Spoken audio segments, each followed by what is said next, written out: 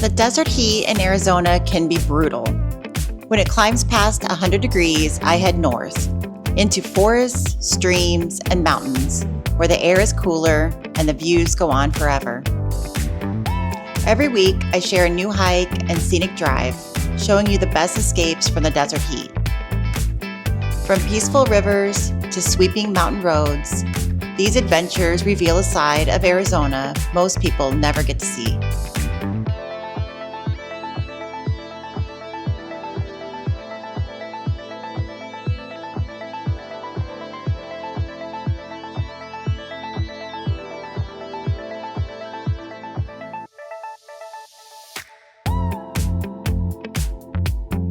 The journey starts September 6th. Join me on Escape the Heat with new hikes and scenic drives every week. Ian and I got up really early this morning to come up to the Mogollon Rim and hike at Horton Creek. We're going to be doing a loop. It's going to be Horton Creek to Highline Trail to Derrick Trail. It's about 9 miles. Not a whole lot of elevation gain. And then we're going to head to Rim Road, and I'm going to drive on Rim Road. It's a road I've wanted to do for a long time. I'll probably mess around with my drone a little bit up there. And then we're going to have some amazing pizza at Old Country Store. It's a wood-fired pizza. It is the best. There's a long waiting line, but it's definitely worth it. So Horton Creek is a really great trail. Very popular. We got here at 6 and the trailhead was already getting pretty full. So don't expect to be alone on this trail, even if it's early in the morning. But it's popular for a reason. You follow a creek the whole time. It's shaded, it's high elevation. It's a great escape from Phoenix in the summer. Finding the trailhead here at Horton Creek can be a little tricky. From the parking area, you'll actually need to cross the road to reach the official trailhead. So don't be surprised if it feels like you're walking the wrong way at first. All right.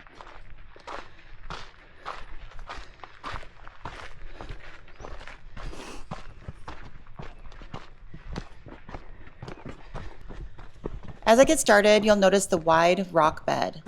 The last time I hiked this trail, this whole section was flowing with water. Today it's dry, which really changes the feel of the hike.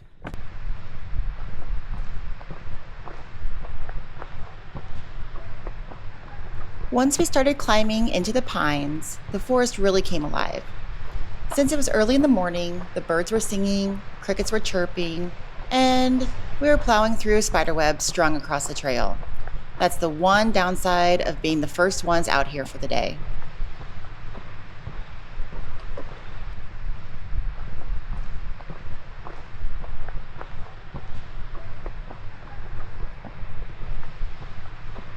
The forest was also full of camera-shy squirrels darting from tree to tree. Most of them were too quick for me, but I did manage to catch one on video.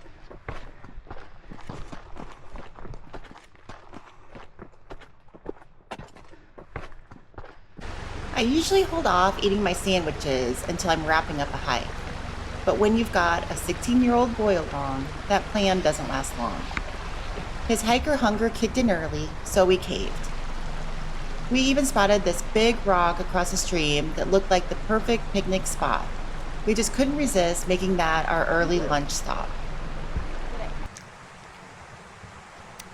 So I got a Jimmy John's number 9, and I'm enjoying it by the creek with my kiddo Ian here. He already ate a sandwich. He's 16, so he eats things pretty quick.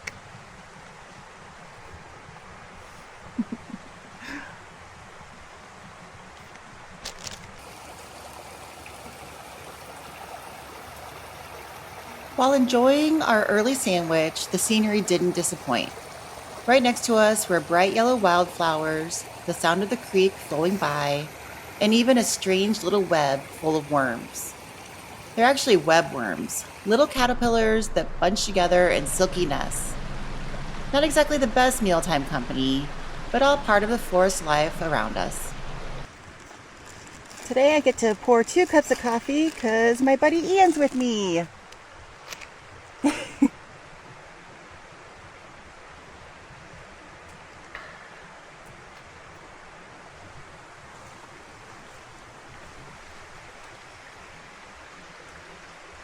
time to cross and get back on the trail after our sandwich. Ian, how did you do this? You jumped? No way. I'm gonna go around over there. And we'll be getting to a little spring where it's some really nice fresh water. What? Amazing. I saw some cow pies. He's tagged, so it's like a domesticated cow. Well, just don't let him stampede you. Here we've got some cattle grazing along the trail. It actually ties right back to the creek's history. Horton Creek was named after L.J. Horton, a cattle rancher who settled here in the 1880s. He built a ranch using the creek's water and grasslands to support his herd. But after his cattle were stolen, Horton gave up ranching altogether. The name stuck though, and today the creek is more famous for its beauty than its cattle. There's a bunch of cows in here. I kept seeing the cow pies, and here we go, here's cows. So let's see, I've seen 6 so far.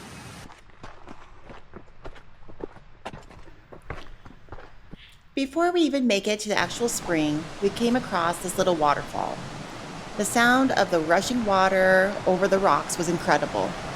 I could have just stood there and listened all day.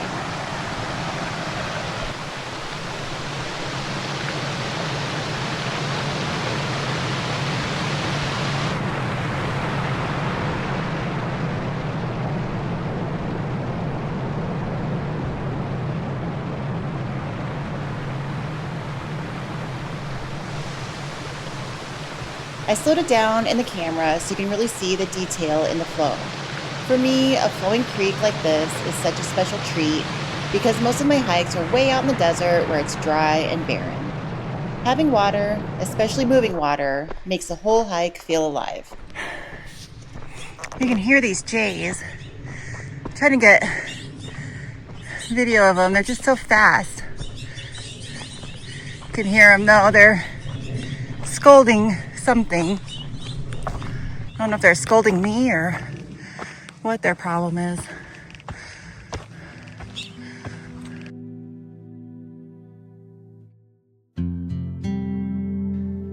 I had to stop for these wildflowers, such a rare sight on my hikes. Meanwhile, Ian got tired of waiting around and left me in the dust. Honestly, I could have stayed here a lot longer just filming flowers, but he was already halfway up the trail.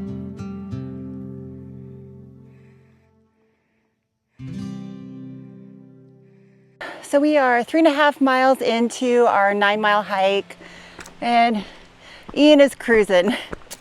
And it's like, oh, enjoy youth while you have it. Beautiful views. It's been a great hike. The cows were a special treat. The water's so pretty. It's nice to even listen to the water. The birds are singing. Crickets were chirping earlier.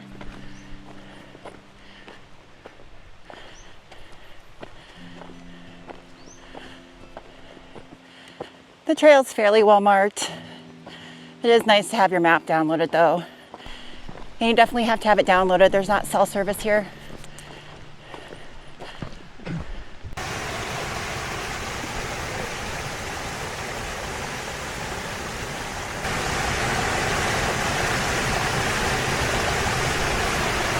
So we're in Horton Springs.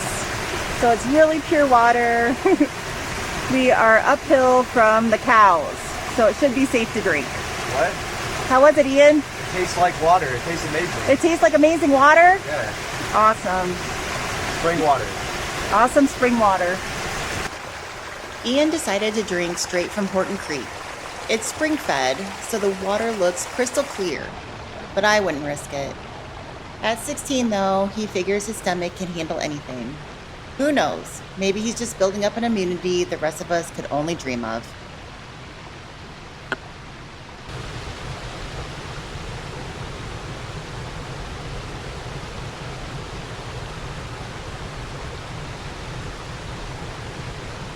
We took a quick picture-worthy pause at the spring before heading toward the Highline and Derrick Trail Junction.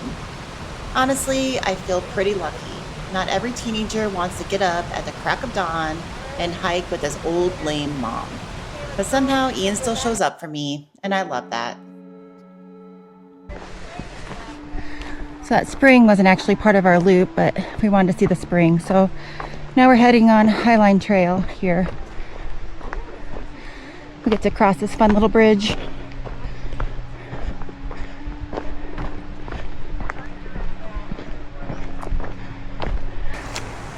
Now we're on a little section of the Highline Trail, and then we will be hitting up Derrick Trail.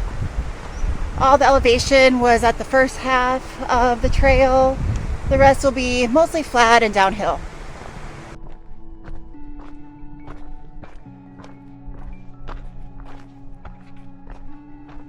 No more creek to follow, but the trade-off is worth it. The Mogollon Rim views from the trees are just stunning. This part of the trail was much quieter, so I felt comfortable flying the drone without bothering anyone. Meanwhile, Ian was way ahead of me, zipping down the trail. He's younger, faster, and not stopping to film every 5 minutes. I didn't mind though. There's something special about hiking in solitude too. This is so strange for me to hike and there's cloud cover. Like, this is so nice.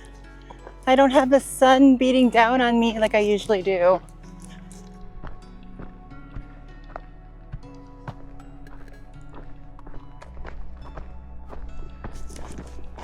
This has been a really great trail. Definitely worth getting up early to do this. And every morning when I come out for a hike and that alarm clock goes off at 4 in the morning, I'm always like, why do I do this to myself? But once I'm out here, it's always worth it.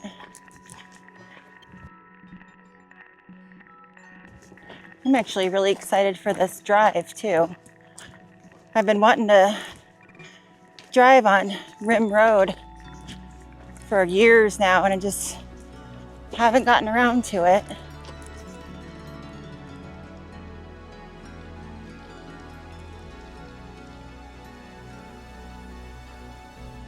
This trail is so peaceful.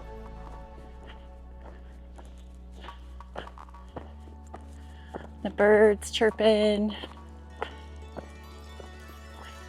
I hear some raven or crows.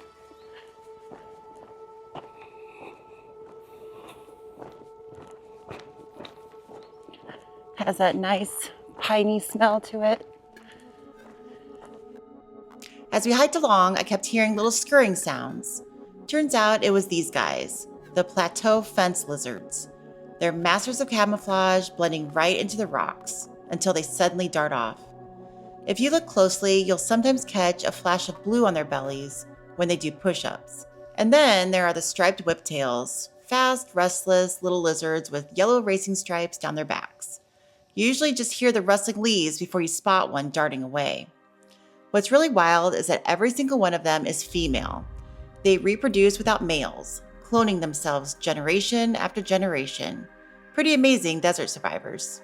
The last time I did this trail, I followed Horton Trail all the way up to Rim Road. And last half mile, just straight up and not much of a trail to actually follow. I'm glad I'm doing this loop instead. This is way more enjoyable than doing an out and back on Horton Creek. Ian is way ahead of me.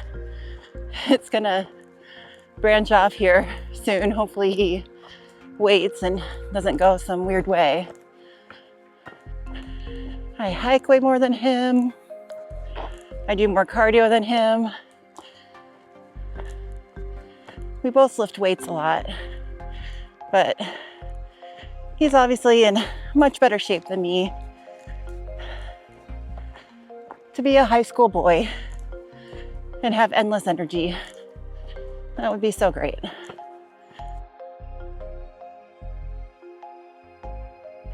There's a legend of the Mogollon rim monster, which is a Bigfoot in this region.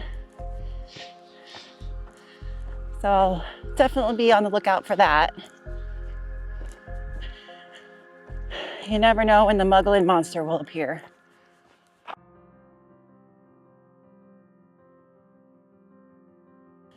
This section of Highline Trail is pretty flat. A lot of people trail run on this trail. It's a really long trail. I want to say it's 50 some miles one way. I believe they have ultra marathons on this trail. I'll have to look it up. I feel like it's the Zane Grey Ultra Marathon. So about 2 miles ago, I don't know what it is about the hike today, but I am struggling. It's humid, the elevation's higher, so there's not as much oxygen up here. I don't know, I'm at quite a bit of elevation actually. And yesterday was leg day, so I don't know if it's a combination of all those things, but this has not been an easy hike for me today. I think I'm also trying to keep up with Ian, and he's just way faster than me. So I think typically I would take more breaks, but I'm trying to keep up with him. He's way up ahead of me. So I'm gonna get going and try to catch up with him, but man, I am struggling today. So yeah, it's not really that hard of a hike. It just feels hard though. These views on Derrick Trail are absolutely incredible. Look at this, so pretty. It's really humid today. It's really stormy looking. No rain yet, but man, it sure wants to rain. So we'll see when I drive on Rim Road if we avoid rain or if we run into some rain. Look at this, so pretty.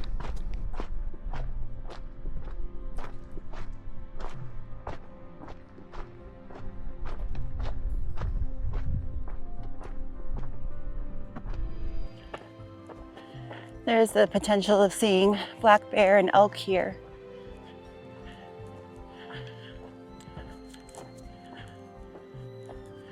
A few miles down is Sea Canyon, and I actually was lucky enough to see a black bear on that trail. I had just started filming my hikes, and I did manage to get the encounter on camera. But it was with just my 360 camera, and there's like no zoom to it. So the bear looks like 3 little pixels. So I had to learn how to edit it in an arrow to track it so that you could see the 3 black pixels of the black bear encounter. I don't know if it's common to see black bears here or if I just was really lucky that one time. Who knows? Maybe I'll never see one again. That's really cool to see it.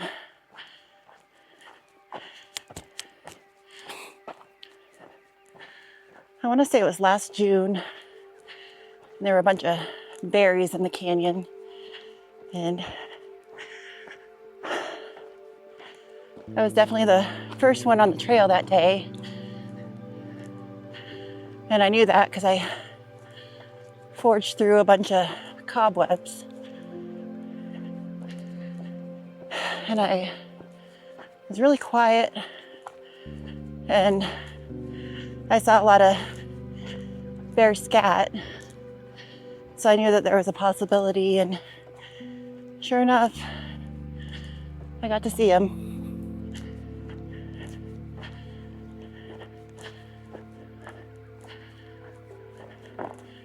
I just didn't even realize there were bear in Arizona until I moved here. You just don't think of Arizona looking like this. You think of the desert. But this northern section is forest with a really high concentration of elk and also bear. That's quite the line here.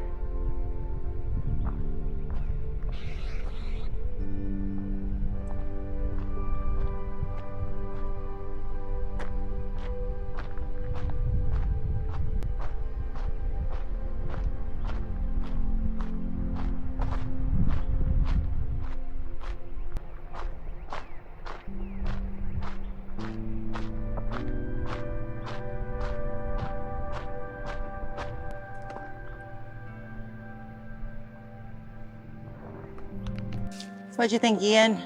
I like it. You liked it? I want to do some more challenging next time. Okay. So let's see, it was 10 miles and 1,500 feet elevation gain. As I wrapped up the Horton Creek hike, a storm rolled in with thunder, lightning, and even a little hail. The question was, should I head up Rim Road for the very first time in these conditions or turn back? Make sure to catch the next video to see if I took on the rim.